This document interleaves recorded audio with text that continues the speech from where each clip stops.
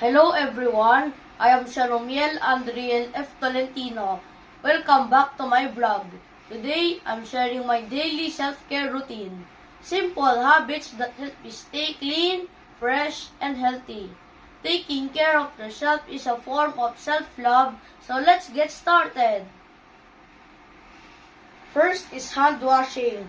Our hands touch so many things every day, so keeping them clean is really important.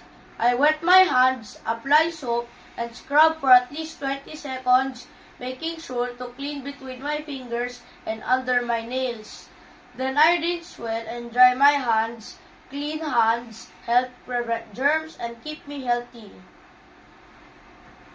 Next is brushing my teeth. I brush twice a day to keep my teeth strong and my breath fresh. I use a pea-sized amount of toothpaste and brush gently in circular motions, making sure to reach every corner. A healthy smile boosts confidence and keeps my mouth clean.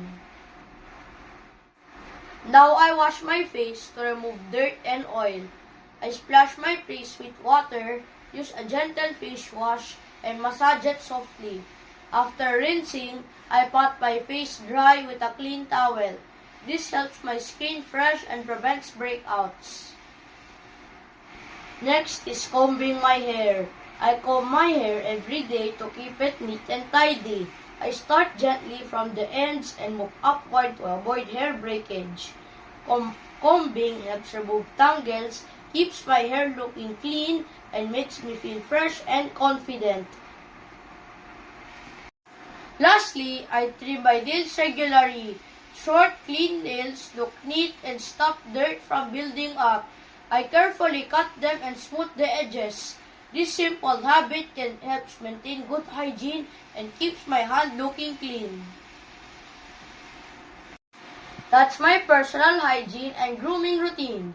Small daily habits like these make a big difference in how we feel. Thanks for watching. Don't forget to like, share, and subscribe. Take care of yourself and see you next time. Bye!